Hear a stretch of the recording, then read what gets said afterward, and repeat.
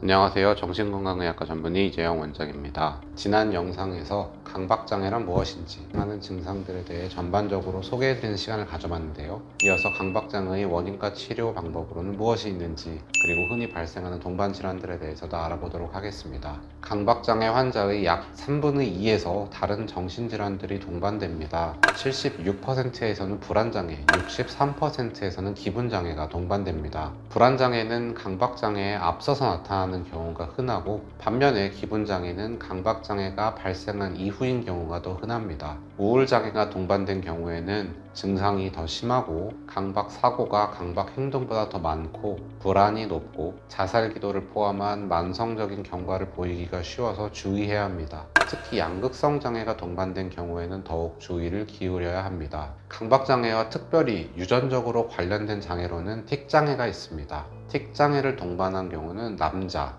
빠른 발병을 특징으로 하고 대칭, 정렬, 만지거나 두드리는 증상 등이 더 흔히 관찰됩니다. 소아청소년 강박장애 환자의 약 25%에서는 주의력 결핍 과잉 행동장애 ADHD가 관찰됩니다. 이 경우에 남자, 빠른 발병, 더 심한 정신사회적 장애를 보이고, 양극성 장애, 틱장애, 반항장애나 품행장애의 공존이 높습니다. 소아청소년에게서는 강박장애, 틱장애, ADHD 세 가지 공존이 종종 관찰됩니다. 식이장애도 강박장애의 11에서 13%에서 나타나는 흔한 공존질환입니다. 강박 관련 장애나 식이장애가 동반된 경우에는 감각장애가 더 어린 시기에 발병을 하고 치료 반응이 불량합니다. 정신병적 장애도 흔히 동반될 수 있는데요. 조현병이나 분열 정동장애에서의 강박장애의 발생 비율은 10에서 20%에 이릅니다. 정신병적 장애와 강박장애의 발병 순서는 일정하지는 않습니다.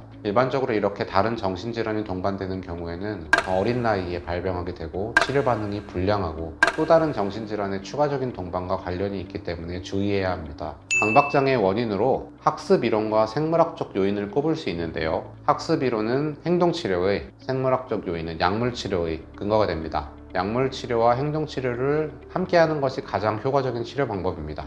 약물치료 단독이나 행동치료 단독보다 치료 효과가 더 우수합니다. 학습이론은 고전적 조건화와 조작적 조건화로서 강박 증상을 설명하는 이론입니다. 중립적이던 어떤 자극이 불안을 유발하는 사건을 통해서 더 이상 중립적이지 않은 자극이 되는 것을 고전적 조건화라고 하는데요. 이것을 통해서 강박 사고가 형성이 되고, 그리고 어떤 행동이 불안을 감소시키는 강화작용을 한다는 조작적 조건화를 통해서 강박 행동으로 자리를 잡게 됩니다. 이 이론은 강박장애의 주요 치료 방법인 행동치료의 이론적 근거가 됩니다. 치료적인 유용성에도 불구하고 이 이론은 환자들이 경험하는 대부분의 강박사고에선 일반적인 강박 증상에 적용될 수 없다는 한계를 지니고 있습니다. 강박장애 환자들 중에서 행동치료는 강박 행동에 효과적입니다. 가장 대표적인 행동치료법은 노출과 반응 방지입니다. 강박 증상을 유발하는 자극에 노출시키고 강박 행동을 차단하는 반응 방지 행동치료 기법은 병적으로 형성된 조건하의 탈조건화를 유발하는 치료 과정입니다. 환자가 두려워하는 상황, 사건, 자극에 노출시키고 통상적으로 환자가 했던 강박 행동을 하지 못하게 합니다. 이런 경우에 노출시키는 방법으로는 흔히 상상적 노출, 점차적으로 노출 강도를 높이는 방식의 체계적 탈감작화, 또는 한 번에 강한 노출을 시키는 홍수법 등을 이용할 수 있습니다. 예를 들면 강박적으로 자주 손을 씻는 환자의 경우에는 환자가 두려워하는 더러운 물건을 만지게 한 후에 손을 씻지 못하게 하는 것입니다. 환자는 노출 초기에는 심한 불안을 경험할 수 있어서 이후에 불안이 다시 감소되기까지 상당한 시간이 걸릴 수 있습니다. 그렇지만 반복적인 치료적 노출과 반응 방지를 시행함에 따라서 불안의 심한 정도와 불안이 감소되기까지 걸리는 시간이 단축됩니다. 이 과정을 습관화라고 합니다. 강박적인 사고가 주 증상의 환자에게는 사고 중지법을 적용할 수 있습니다. 행동치료 전문가들은 60에서 70%의 환자의 소전이 있다고 합니다.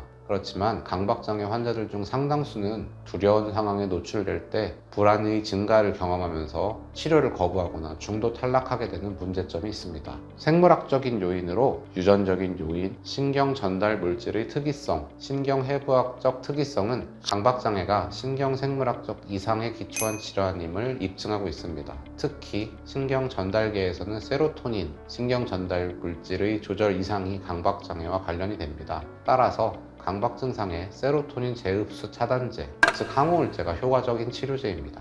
그 외에도 여러 가지 약물들을 투여해서 효과를 볼 수 있습니다. 강박장애는 흔히 스트레스에 의해 악화되기 때문에 스트레스를 경감시키거나 효율적으로 다룰 수 있게 도와주는 심리적인 치료가 필요합니다. 그리고 집단 치료도 도움이 될 수 있습니다. 환자의 가족들을 위해서 가족 치료가 필요한 때도 있습니다. 치료에 반응하지 않는 심한 환자에게는 전기충격요법이나 정신외과 수술 등을 고려할 수도 있습니다. 전기충격요법은 정신외과적 수술보다는 치료 효과가 떨어지지만 덜 침습적인 방법이기 때문에 수술 전에 시행해 볼 수 있습니다.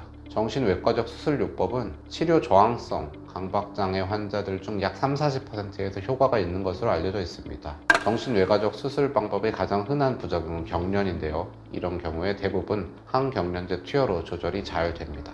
정신외과적 수술의 경우 약물치료나 행동치료의 효과를 증가시킬 수도 있습니다. 이외에도 현재 경두개 자기자극술, TMS나 신부뇌자극술, DBS 등도 효과가 있을 것으로 기대됩니다. 신부뇌자극술은 특정 뇌 부위에 미세정극을 삽입해서 뇌의 기능을 조절할 수 있는데요. 기존의 정신외과적 수술법에 비해 덜 침습적이라는 장점이 있습니다. 지금까지 강박장애 치료에 대해서 알아보았습니다. 다음 편에 뵙겠습니다. 감사합니다.